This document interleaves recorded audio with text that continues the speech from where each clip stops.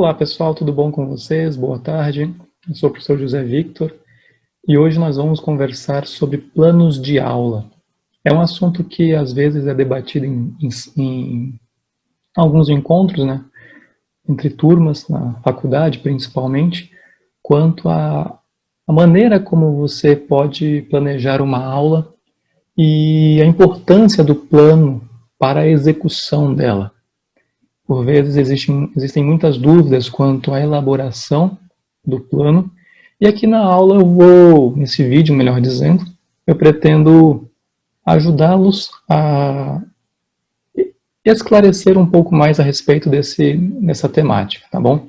Não é uma receita de bolo, acho que quando nós estamos falando de planos de ensino, nós devemos estar atentos em não crer que existe uma única maneira de você elaborar um plano, mas eu pretendo, pelo menos, dar um norte, né, auxiliá-los. Tudo bem? Então, desde já, sejam todos bem-vindos, todas bem-vindas, e vamos ao compartilhamento agora de alguns slides para que venham a nos ajudar nessa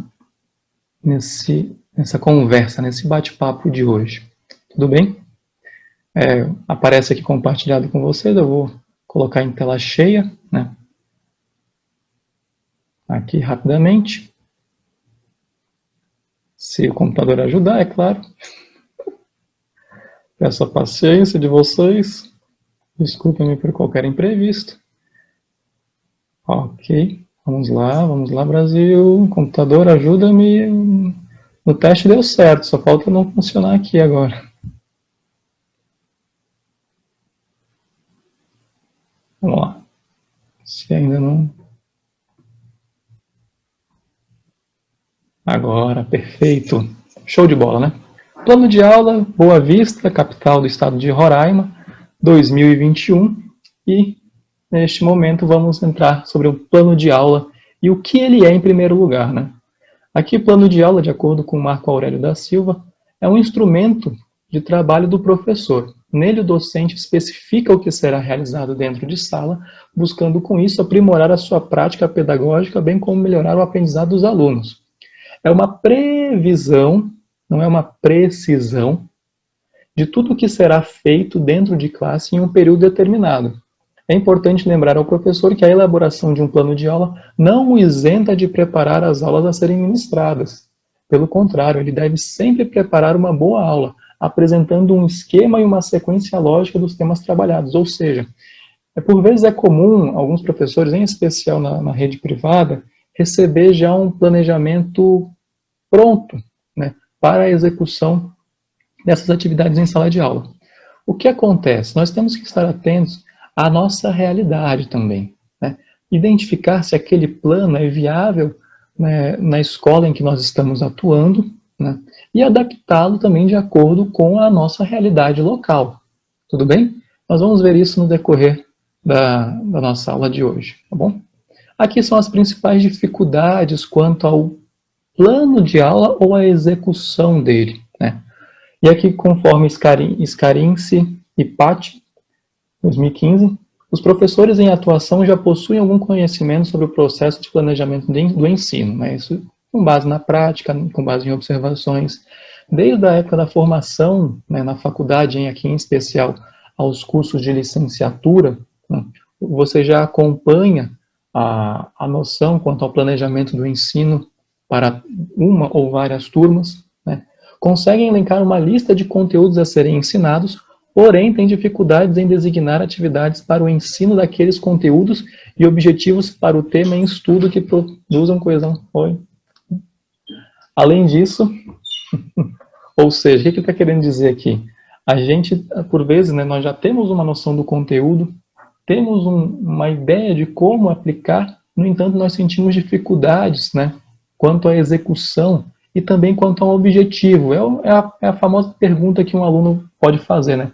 Para que ou por que estudar este conteúdo? Qual é a importância dele? Qual é o seu objetivo, professor, com este tema? E às vezes nós ficamos sem saber o que responder, porque nós de fato não nos planejamos. Nós não criamos uma problemática para aquela atividade, né? Pensando na chamada história-problema, né? A gente não tem esse cuidado. E aí nós passamos a ter algumas dificuldades, né? E acabamos nos desestimulando a fazer planejamentos. Além disso, geralmente há pouca clareza sobre as razões da escolha de uma determinada sequência pedagógica, né? É uma coisa, execução. Por que você segue esta lista de conteúdos? Como trabalhá-la? Por que um aluno não se sente representado ou um aluno não se sente provocado a associar esse conteúdo com o tempo presente ou com a realidade em que ele vive, né? Então, às vezes, nós nos colocamos em uma sinuca de bico e, com isso, os alunos também e alunas se deixam ficar desestimulados, né? Assim como os professores. Assim, quando se pede ao professor que elabore o seu plano de ensino, usualmente, o que se obtém é algo muito parecido com os índices do livro didático, ou seja, eu sigo apenas aquilo que está no livro e tchau. E quanto mais cedo eu puder terminar aquele conteúdo, melhor, né? Tipo, como se fosse conteúdo dado, aula dada. Ponto final, né? Você não tem, assim, às vezes, uma problematização, um debate, nada. Simplesmente, se o aluno gostou ou não, não interessa, né? E organizações de conteúdos em uma lógica diferente daquela que tornaria o aprendizado mais significativo. Ou seja, o plano de ensino pouco reflete as necessidades dos aprendizes em termos da construção do conhecimento científico. E aqui nós vamos começar a fazer pontes também com a chamada BNCC e as suas habilidades e competências, ok?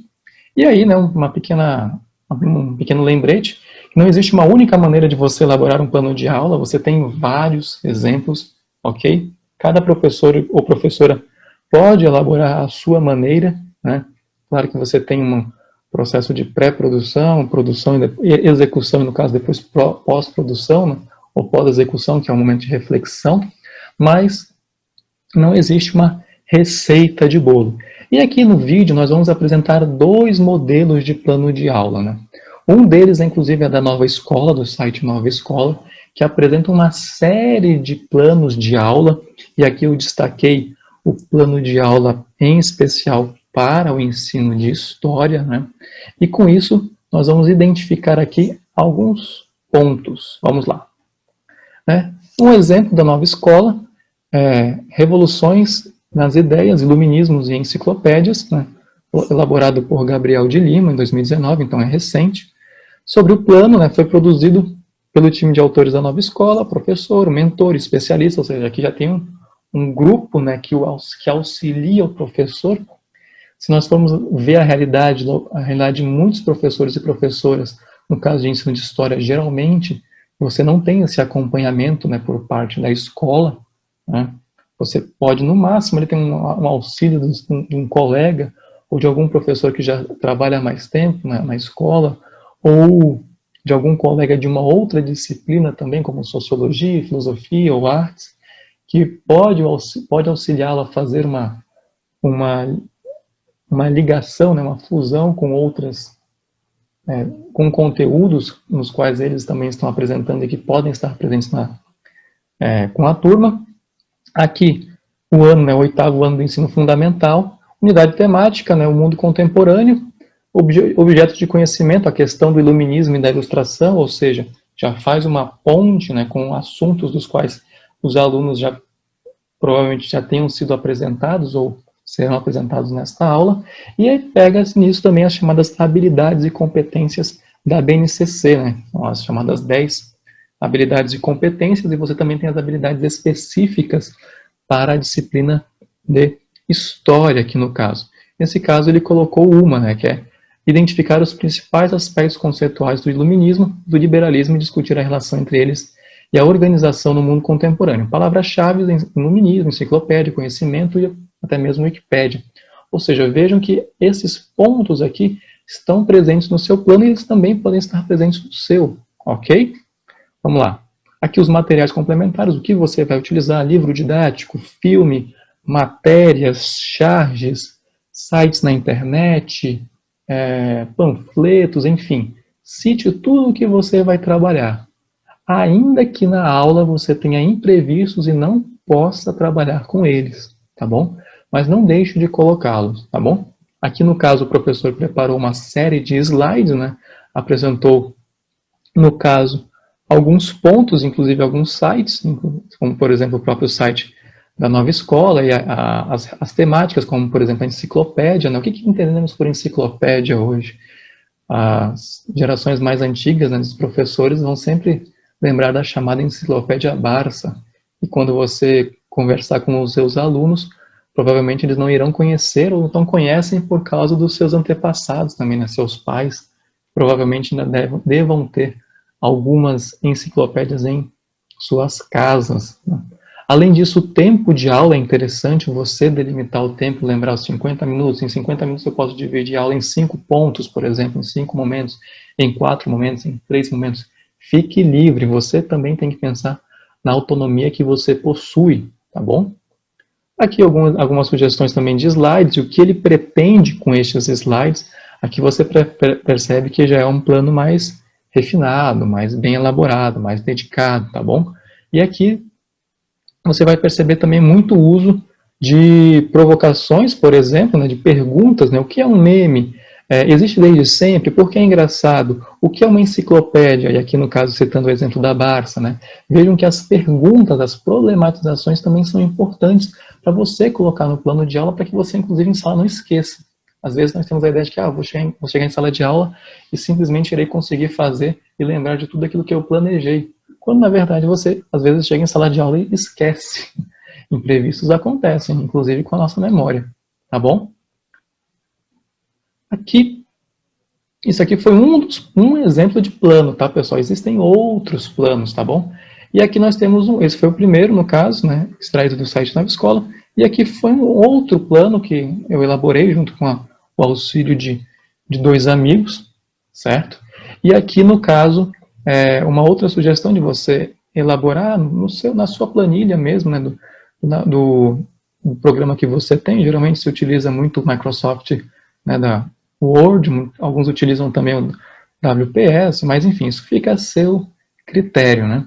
E aqui no caso, o mais simples também, que é você sempre, né, identificar a instituição que você está trabalhando, seja ela pública ou particular, o seu nome, o componente curricular, né, com as adaptações, no caso agora, que nós antigamente entendíamos por disciplina, o tema da aula, os conteúdos, a duração, a data, público-alvo, né, pré-requisitos, objetivos, metodologias, que são nós podemos entender também por habilidades e competências, e aqui você também pode fazer uma fusão com as habilidades com relação a BNCC, no caso, a maneira como você pretende trabalhar a problematização, por exemplo, recursos didáticos, desde um pincel à internet, a um veículo, enfim, fica a seu critério, jornais, objetos, vídeos, né, conforme nós já conversamos e apresentamos aqui antes,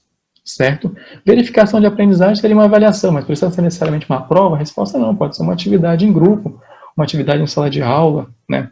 A construção de elaboração de músicas, de poemas, de desenhos, fotografias, enfim, algo que venha a somar, né, e auxiliar você a elaborar um processo de avaliação para os seus alunos e alunas.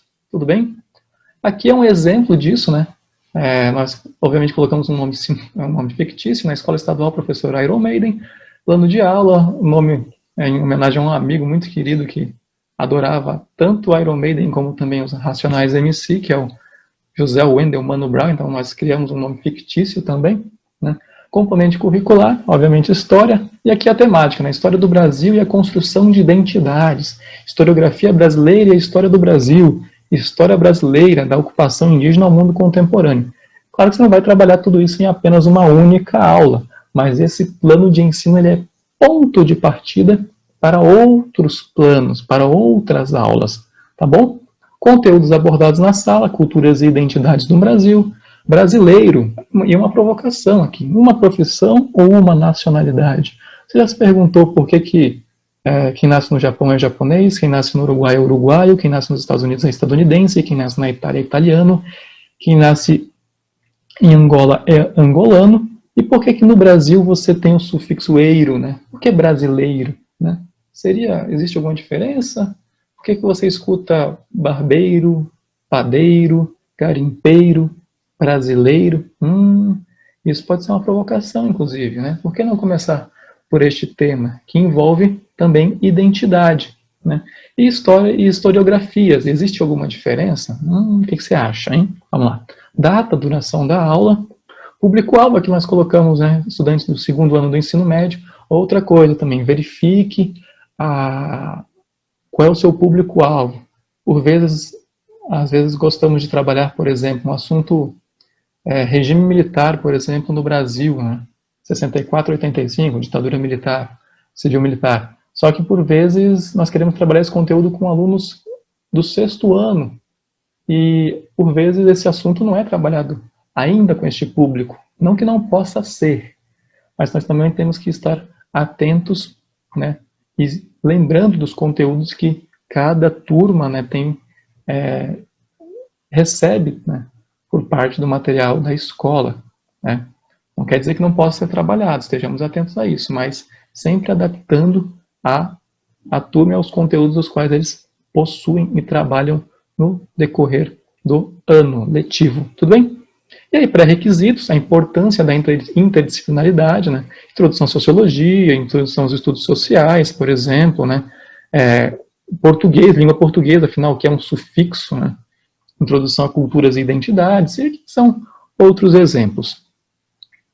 Aqui, vamos lá, só um momentinho. Opa. Ok. Objetivos, aqui, né? Fazer pontes com a história, historiografias, né? E aí, pegando alguns estudos, né, como Dicionário de Conceitos Históricos, um livro de um autor chamado Stuart Hall, outro de cultura, que é de um livro de um autor chamado Roque Laraia, né?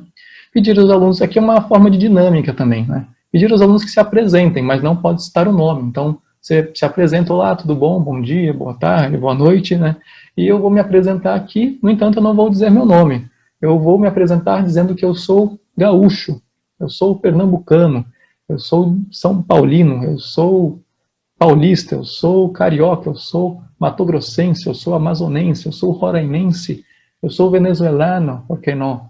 Então, a gente vai estar sempre atento a isso.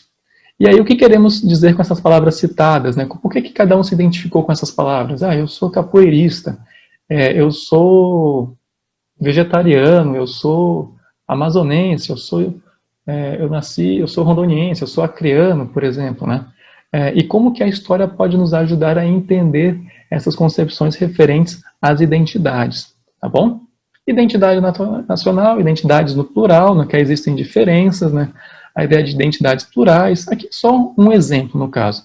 Entender a relação entre as identidades e a história do Brasil, como que elas estão relacionadas e por que que hoje, né, você tem que se questionar com relação à identidade para além de uma carteira de identidade, aquela tradicional, né, verde e tudo mais, da foto que ninguém gosta, mas enfim, você tem que fazer ela, é importante que você faça. E entrando no debate, o que significa ser brasileiro, o que é um sufixo, ponte com língua portuguesa, né?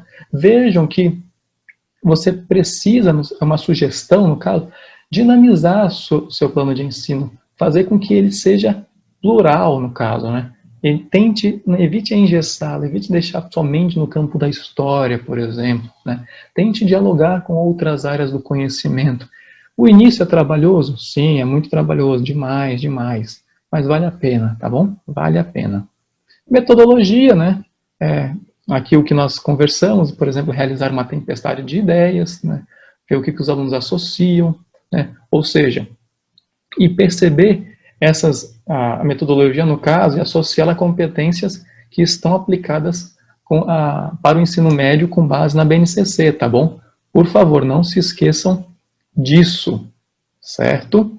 Aqui algumas sugestões, né, de perguntas, provocações, certo? As competências, no caso, as quais ela atendeu ao que se solicita, né, na Base Nacional Comum Curricular, ok? São sugestões, no caso. E aqui, né, a forma de um roteiro, né, como você apresentaria para a sua turma, no caso. E aí nós temos, né, a apresentação, iniciar o tema da aula, apresentação, apresentar conceito de identidade, apresentar que existe uma diferença entre história e historiografia. É interessante aqui você não deixar tudo para uma única aula, você finalizar em uma única aula. É interessante você também fazer sempre pontes com as próximas aulas, né? Pontes, né? Ou então assim, você deixa uma pergunta e fala, na próxima aula a gente vai conversar sobre isso. E já insere no seu plano de ensino, no plano de aula da próxima, no próximo encontro, por exemplo. Então aí no caso você já tem uma ponte para o seu segundo plano de aula, terceiro e quarto, né? Façam pontes também entre os planos de aula. É uma sugestão que eu aponto, gostaria de indicar inclusive a vocês. Aqui, né, falando sempre da Base Nacional Comum Curricular, que por vezes nós confundimos e falamos Base Nacional Curricular Comum, e logo nós resumimos por BNCC, certo? Pesquisem, vejam as competências específicas de história, no caso, né? Quem é de área de biologia vai de biologia, quem é de matemática vai de matemática, quem é de química vai ver de química, e por aí vai. Português, português, química, artes visuais, geografia. Mandar um beijo a todos os colegas dessas áreas do conhecimento que são muito importantes, tá bom? É um documento público, disponível na internet, você pode baixar em PDF, são 600 páginas, mas obviamente você vai procurar nas palavras-chave, né, vai digitar um Ctrl F e logo, imediatamente, você vai localizar aqueles pontos que são do seu interesse, tá bom? Aqui, no caso, algumas dicas muito importantes, eu quero destacar em especial a última. Não esqueça da problematização. Esteja para além daquela leitura de, oi, turma, hoje nós vamos estudar sobre a Segunda Guerra Mundial. Beleza, anotem aí os períodos, a divisão, o ano, quando começou, quando terminou, e aí, você consegue, às vezes, tornar um assunto que é muito visado por parte dos alunos em uma aula enfadonha e chata, né? Inicie com problematizações, né? O que nós entendemos por um determinado símbolo? O que nós entendemos quando vemos uma imagem desse líder, por exemplo, aqui, né? Vejam essa fotografia, vejam essa imagem. Problematizem, por exemplo, teria a região em que eu moro, por exemplo, alguma ligação com a Segunda Guerra Mundial? Sim ou não? O que vocês acham? Tem alguma memória a respeito do conteúdo referente ao conteúdo que nós estamos estudando em sala de aula no município que eu moro? Por que o nome dessa rua se faz alusão a uma pessoa que nunca esteve aqui no nosso estado, por exemplo, mas ela está em um dos locais, ela está situada em um dos pontos mais importantes do município, né? Então, façam perguntas, provocações. Vocês viram a matéria no jornal hoje, né? Vejam como ela está estampada, né? Por que essa matéria, a capa dela, o título é diferente desse outro jornal aqui, por exemplo, né? Vejam as questões políticas, são exemplos, né? Adapte o plano de acordo com realidades locais, questão super simples. Às vezes você fala, eu quero trabalhar com os alunos usando a internet. Maravilha, é fundamental. No entanto, você chega no local, seja na área urbana ou na área rural, e não tem internet. E aí, o que você vai fazer? Acabou a aula? Vai desanimar? Vai passar ditado? Né? Ou então, às vezes você pretende trabalhar com filme, por exemplo. Eu desejo passar um filme para os meus alunos. No entanto, na escola não tem energia.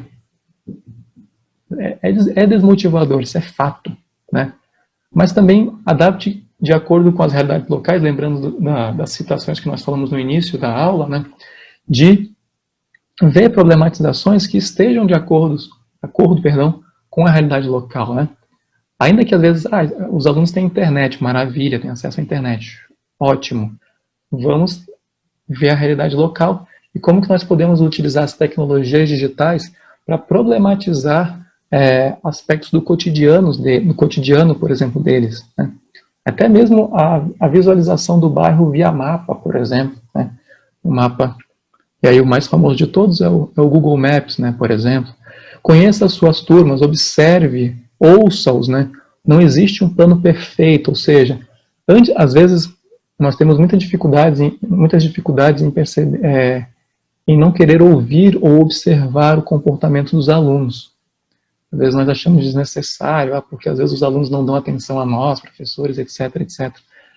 Não digo isso não, mas observe alguns assuntos, alguns temas que eles trazem, eles conversam em sala de aula e vejam como eu posso inserir isso no meu plano de ensino, né? Geralmente, às vezes é comum os alunos falarem de séries, jogos, quadrinhos, filmes, né, livros.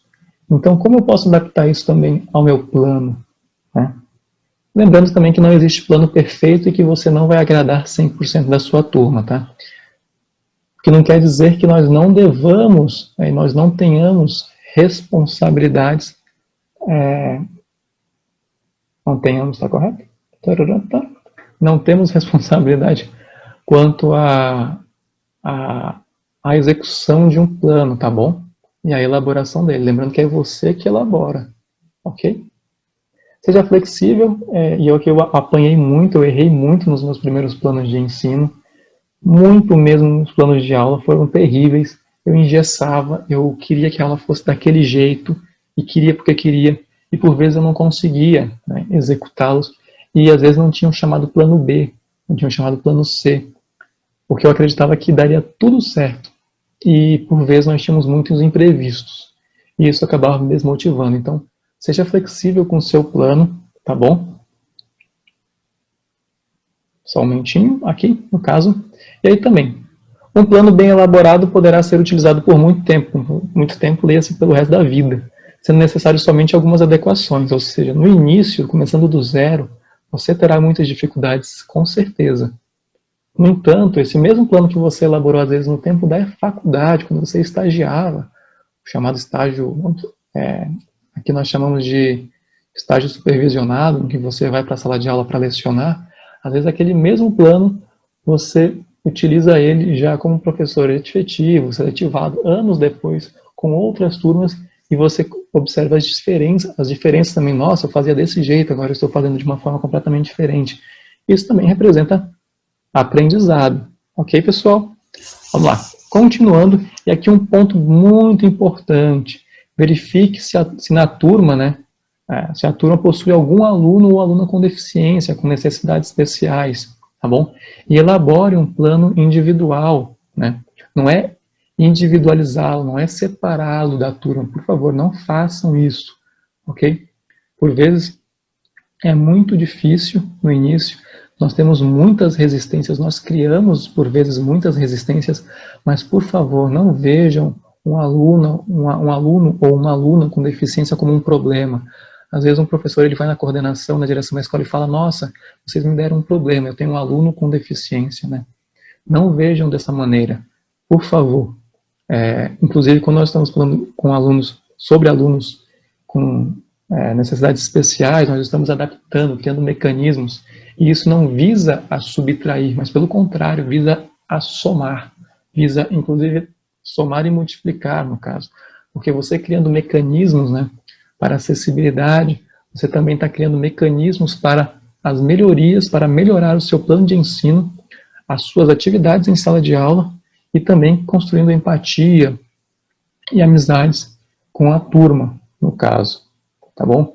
E aqui é um ponto muito importante, então, por favor, claro, não deixe de pedir ajuda, né? Orientação é fundamental, o apoio da escola, da coordenação, também da direção, né? E vá em frente, tá bom, pessoal? Certo? Um momentinho.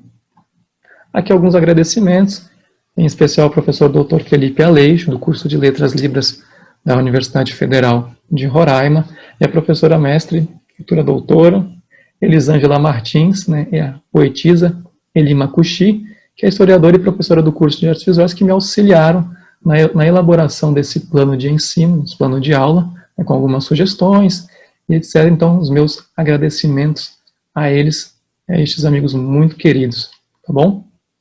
Um beijo para vocês. Aqui algumas das referências para o plano que eu elaborei. E um agradecimento a todos vocês, desejando paz, saúde, paciência, ótimos planos de aula e que vocês tenham muito sucesso na execução deles, tá bom? Um beijo, querido. Tchau, tchau. Deus os abençoe. Eu sou o professor José Victor, né, Dornelles Mattioni. Este foi um pequeno vídeo sobre plano de aula, né? Espero que vocês tenham gostado, né? Estou aberto a críticas e sugestões. E no mais, desejar a vocês tudo de bom. Tchau, tchau, pessoal. Tudo de bom. Vamos lá. Ok. E aí encerro a minha aula. Um beijo.